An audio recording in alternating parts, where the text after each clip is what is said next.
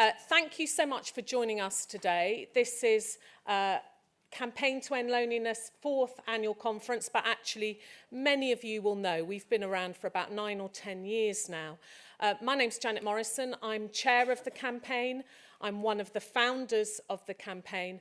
I'm also chief executive of Independent Age, the older people's charity, and I'm also chair of the Bearing Foundation, which funds arts and creative activities for older people, which I think are really important.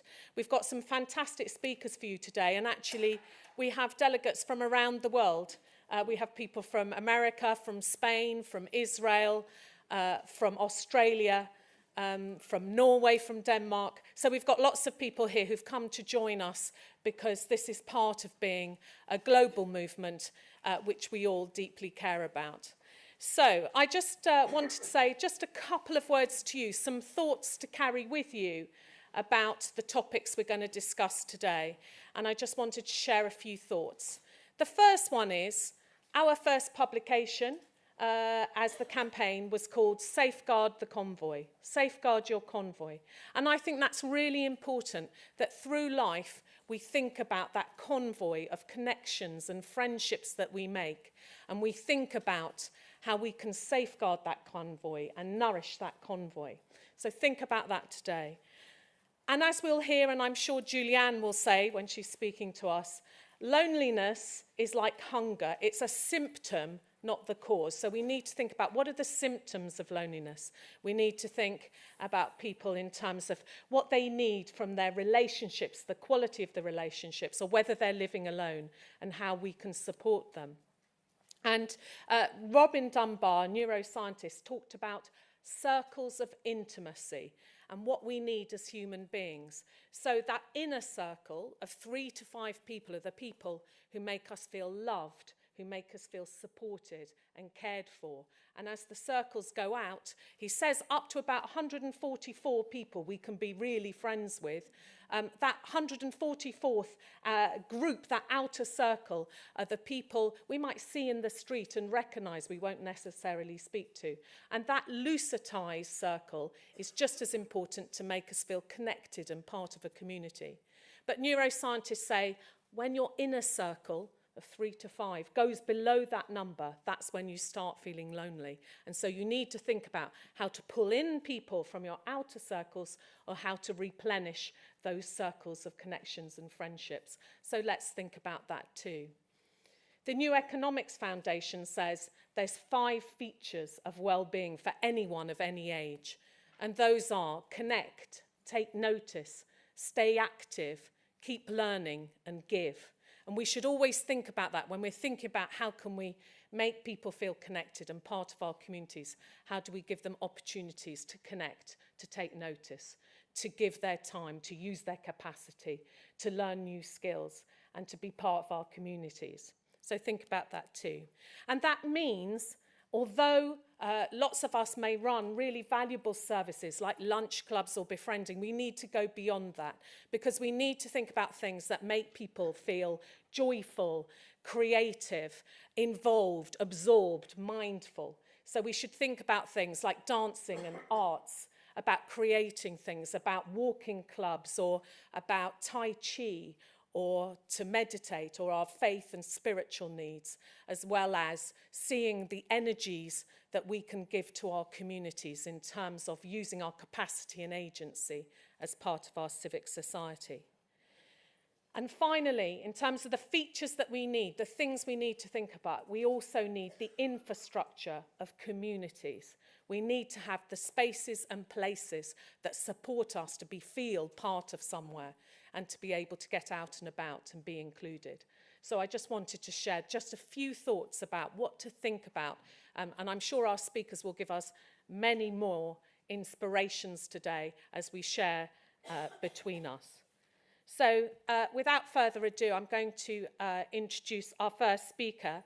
Julianne Holt-Lunstad is from Brigham Young University, but actually her influence is very, very wide, and her work has been quoted really around the world. And I'm sure when she speaks to you, you will recognise quite a lot of the work and research that she's done because she's influenced this field hugely. So I'd like to introduce Julianne to speak to us now. Julianne.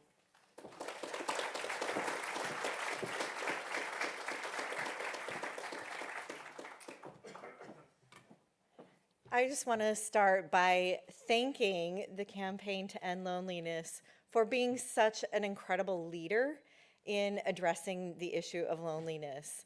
And so thank you. And of course, I'm honored to be here among so many leaders in this realm. So I'm sure many of you have seen the rise in media reports around the issue of loneliness. And while this is gratifying to see increasing awareness around this, some of these news headlines might suggest that this is a new phenomenon or a new experience. And as Janet just mentioned, the Campaign to End Loneliness has been addressing this issue for nearly 10 years. So this is not a new issue. In fact, I've been studying this for my entire career, and of course, many others have been studying the effects of this even before I was in university, probably when I was still a small child. So how did I get here? As I mentioned, my research has always focused on the association between social relationships and our physical health. But it was a bit of a journey to get to where I was looking at loneliness specifically. And in fact, my research first began in doing laboratory-based experiments. And we brought people into the lab, we connected them to physiological equipment, and then we stressed them out. And we measured health-relevant physiology, things such as blood pressure, heart rate, and looked to see if this differed according to social relationship factors, so in particular, social support. And what we found was those that had greater social support didn't have as strong as of a stress reaction or bodily response to this. And so there was quite a bit of research around how social support might buffer some of those negative health effects of stress. And then, of course, how our relationships can be sources of stress. But the entire basis of this research was the underlying assumption that this gives us a snapshot of how our body responds either when influenced by our social relationships or lacking that. And that these snapshots would in turn inform, assuming that they are experienced on a chronic basis, would inform long-term health. But what I realized is that although myself and a small handful, or well, I shouldn't say a handful, a small group of academic researchers around this, although we knew about evidence that showed that our relationships are associated with risk for mortality, there was the recognition that this wasn't widely recognized beyond this group. And so this really got me, led to my work looking at the overall effect on risk for premature mortality, and eventually looking at what we can do about it. And so I'll talk a little bit more about that. But this does beg the question, if there has been research around this for quite some time, why is there the sudden interest, or this seemingly sudden surge of interest? And while I can't say for certain what the exact cause might be, I'm going to offer a few potential explanations or potential factors that might be contributing to this.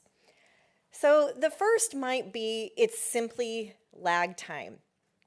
There was a paper published in the New England Journal of Medicine that found that it took, on average, 17 years for research to be implemented into medical practice. So a significant lag time. So it's possible that this has always been an issue. We're just now recognizing the importance of this. Another potential explanation is that is often proposed is the divisiveness in politics that we see not only in the US but more globally. And of course, the fraying of communities and social fabric may have been the cause of some of these polarized politics. There's also evidence to suggest that this is having an effect on our relationships. So for instance, in a Reuters poll, they found that 16% of the respondents reported that they stopped talking to friends or family over politics. Another 17% blocked individuals on social media because of politics. So this may be one potential explanation. Another potential explanation is the role of technology. Now, of course, this is hotly debated, but one of the things that we can't deny is that technology is something that is changing the way in which we interact socially. And if we think about the fact that, or at least it's been reported, that around 2012 was the point at which the majority of the population had smartphones, we need to recognize that this is a relatively recent phenomenon and that we don't fully understand the long-term effects of this. We also need to recognize that technology offers a whole host of really useful tools that can be incredibly efficient in our lives, but may also reduce our need to rely on others. And so that may be one possibility. A final possibility is the changing demographics that we see. So we see, especially in North America and Europe, that there is increasing rates of, decreasing rates of marriage, increasing rates of living alone. There are more people living alone than ever. We have increasing rates of childlessness, decreasing rates of involvement in religious organizations.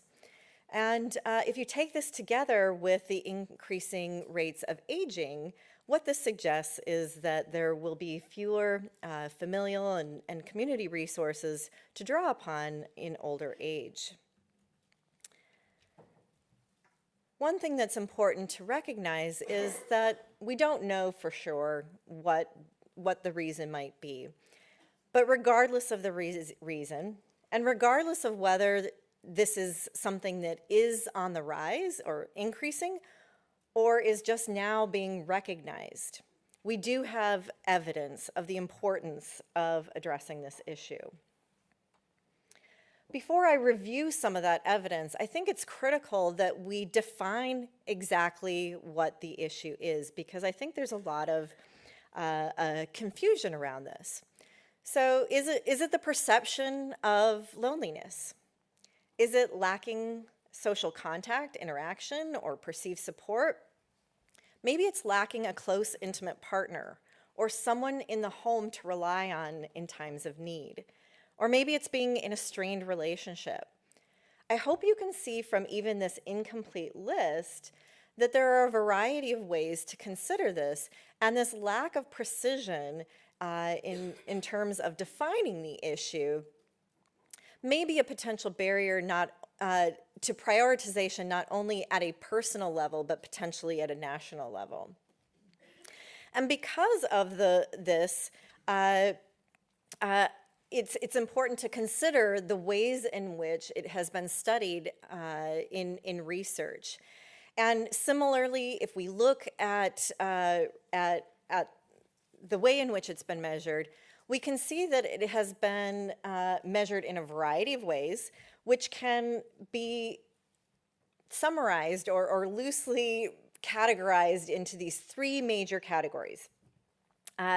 So there are the structural aspects of relationships. This really gets at the presence or absence of others in our lives, or the roles that we may play. There's also the functional aspects, or the things our relationships do, the resources that are actually provided or perceived to be available if needed. And then finally, of course, there is the quality of our relationships. And our relationships can be both positive and negative. And so relationship satisfaction and conflict have also been examined.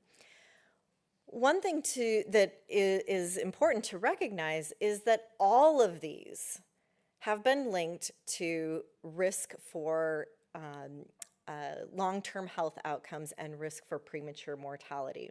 But interestingly, they're not highly correlated, meaning that they are getting at different aspects of our relationships, and yet they all are important for understanding risk.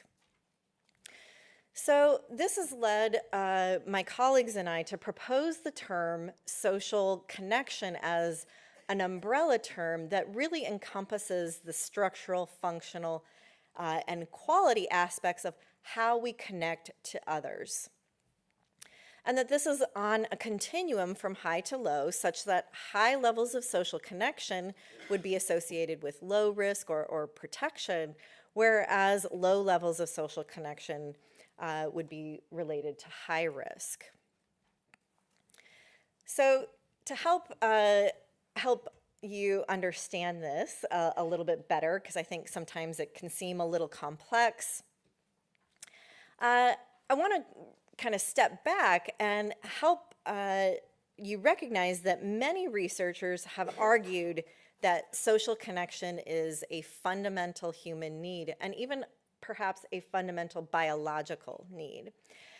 So the late John Cacioppo has argued that loneliness is much like hunger or thirst, and that just like we need food and water to survive, and that thirst and hunger are these biological motives to lead us to seek out water and food, that loneliness is a biological, an adaptive biological motive that helps us or motivates us to reconnect.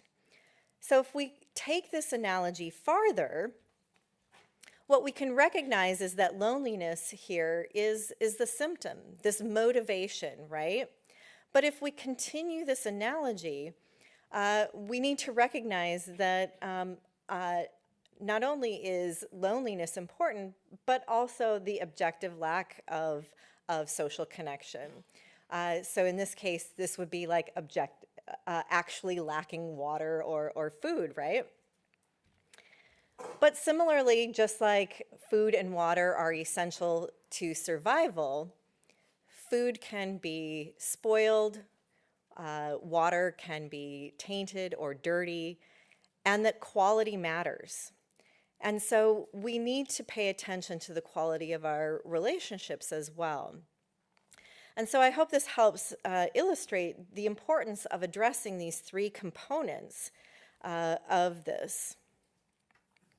So to get back to what is the evidence around why is this important, one of the factors that is often utilized is prevalence rates, because this gives us a sense of the extent to which the population is affected by an issue. Now, it's important to recognize that loneliness has been measured in a variety of ways, and so prevalence rates can vary from survey to survey. According to the recent BBC survey, 33% of adults are often or very often feel lonely. And we also have evidence from the Office of National Statistics that 28% of UK adults live alone. Now, of course, just because someone lives alone doesn't mean that they are not socially connected or that they are lonely, but nonetheless, living alone is a risk factor for loneliness and an independent risk factor for premature mortality. So we have evidence that a significant portion of the population may be affected. If we benchmark this relative to the prevalence rates of other kinds of risk factors that we take very seriously in public health, we can see that these are comparable with the prevalence rates of things such as obesity, physical inactivity, and smoking. So for instance, in the UK, the prevalence rates of adult smokers is 15.1%. The prevalence rates of living alone and loneliness exceed that. We also need to consider evidence around the severity of the problem. What are the health risks associated with this?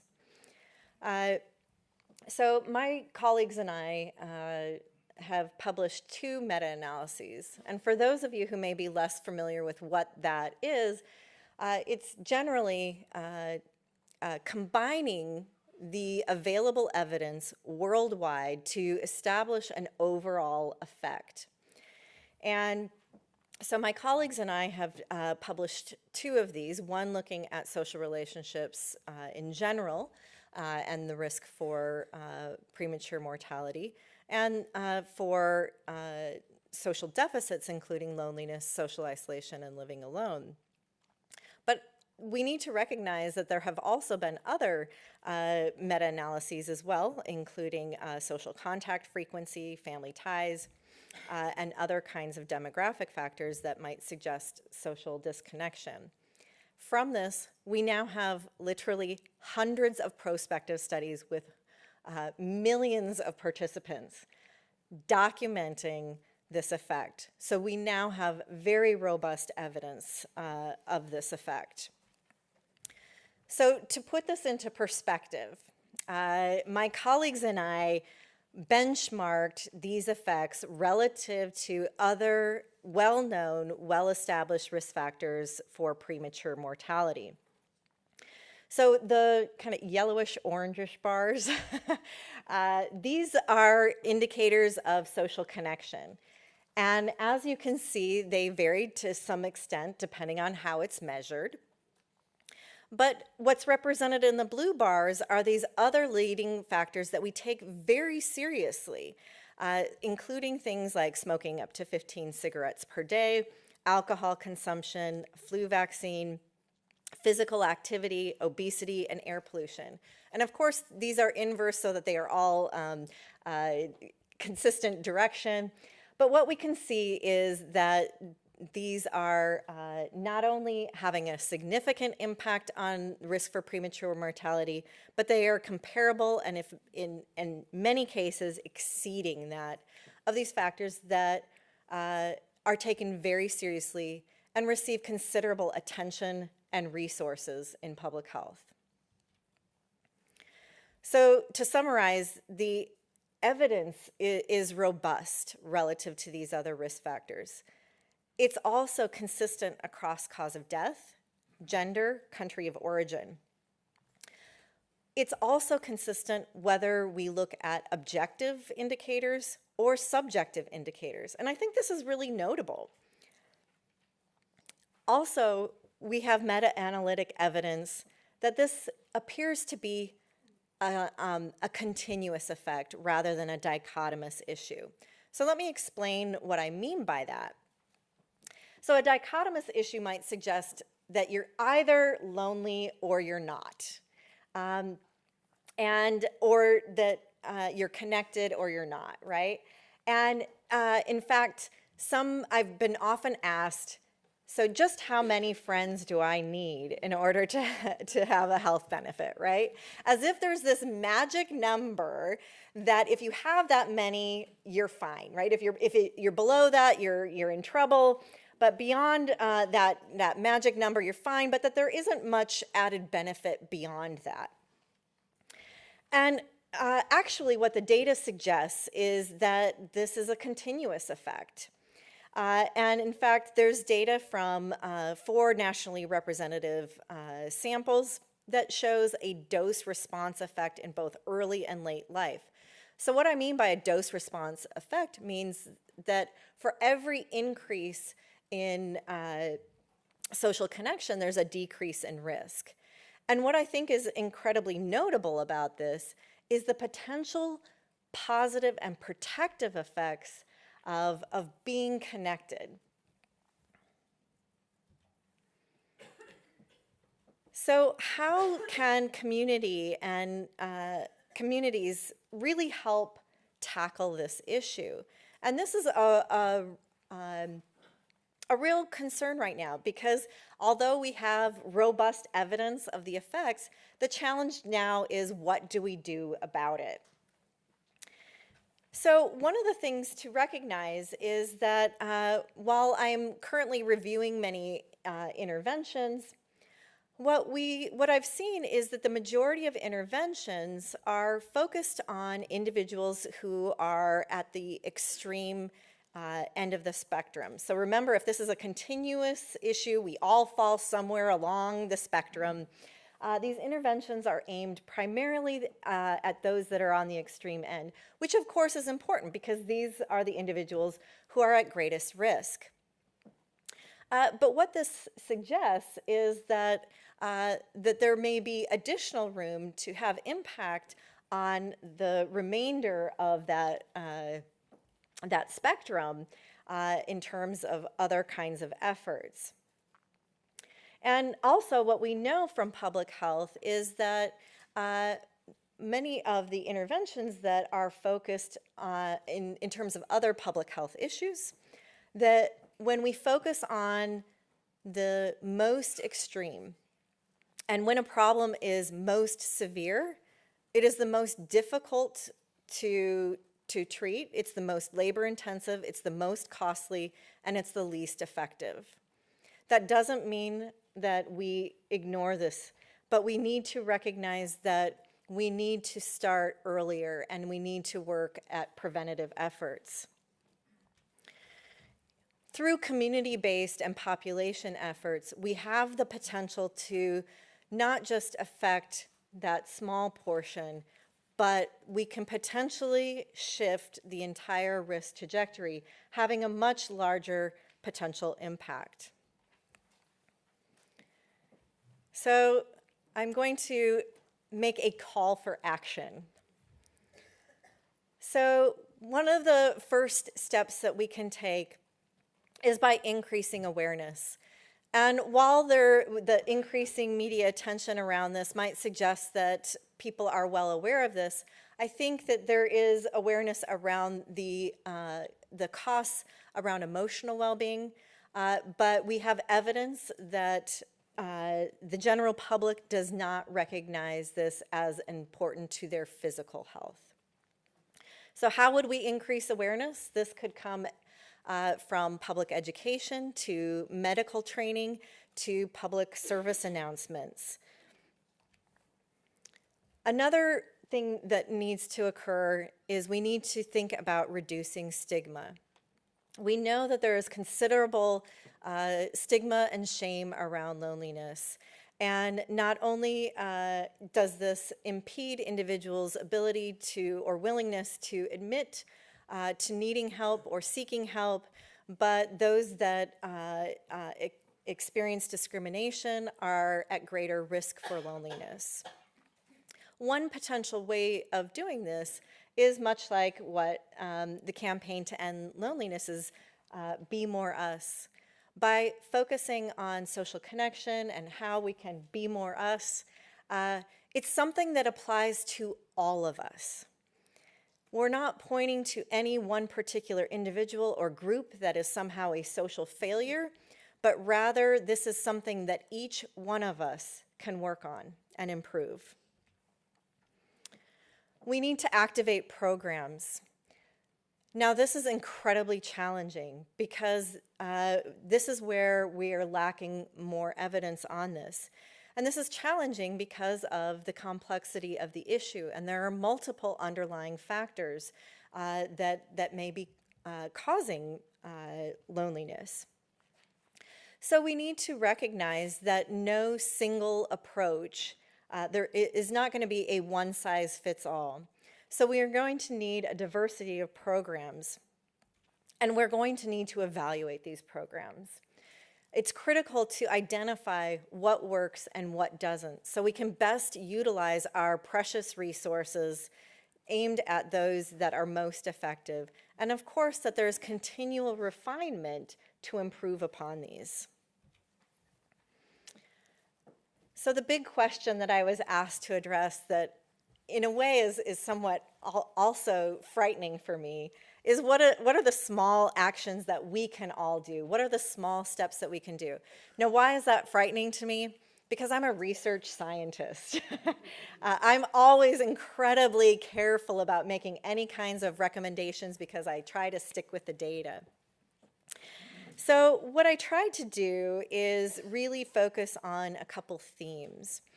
So in evaluating intervention efforts, these tend to focus around three basic themes. Those that are aimed at supporting and maintaining existing relationships, those that are aimed at building new relationships, and those that are aimed at psychological approaches that change our thinking about relationships. So how might we focus on these themes in a very personal way? So in terms of supporting and maintaining our existing relationships, as I mentioned, we have robust data that social connections and lack thereof are just as important for our health as some of these things that we take very seriously. And what I argue is that we need to consider this as part of a healthy lifestyle and that we take this just as seriously for our health. So just as we need to make time in our busy schedules to be physically active, we need to take time in our busy schedules to be socially active. We need to make time for our friends, and we need to be responsive. So part of what research suggests is that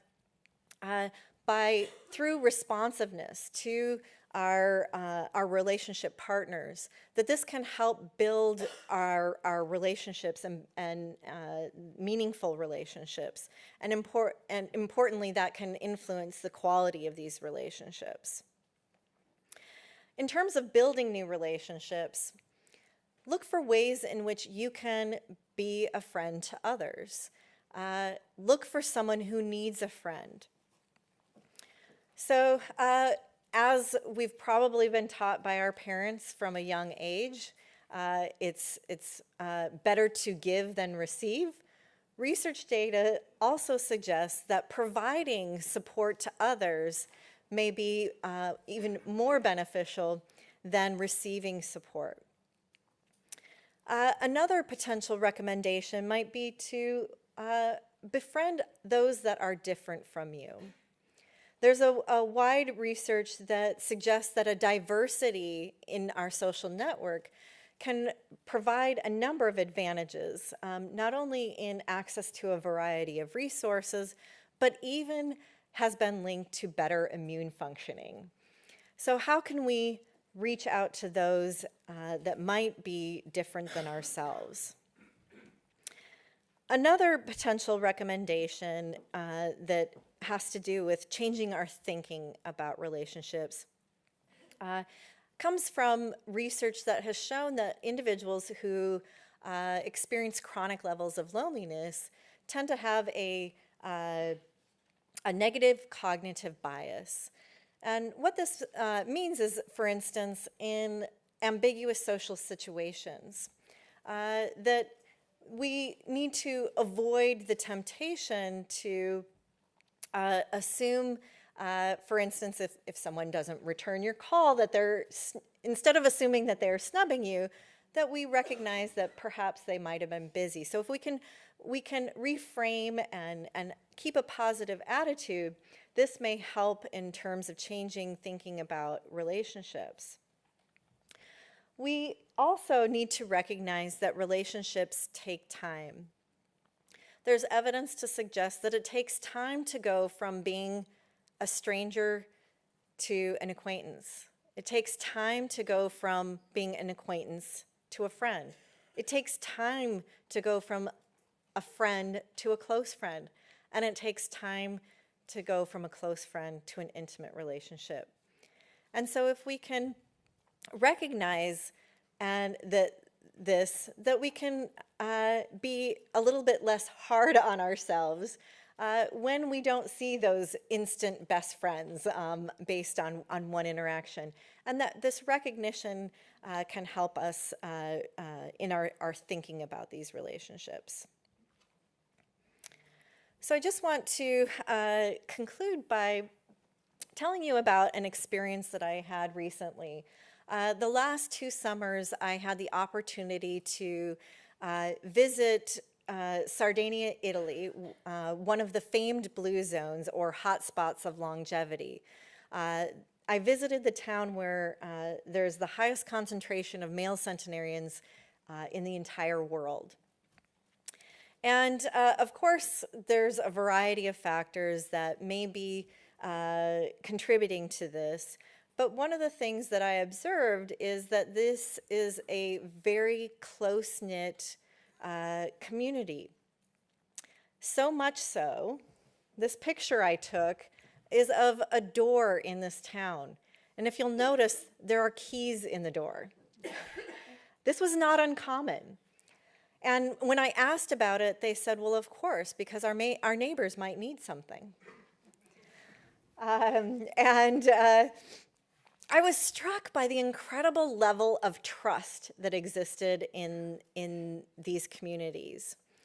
And it got me thinking about some of the themes that the campaign to end loneliness is focused on, and that those small moments of connection that tie back into the idea that if social connection is part of a healthy lifestyle, it's those small things that we do on a daily basis that is going to have a chronic effect on our health. But it also, by being more open, by being more together, and by being more us, perhaps my hope is that we can also help to repair some of these frayed society and rebuild the trust in our communities so that ultimately we can be more us. Thank you.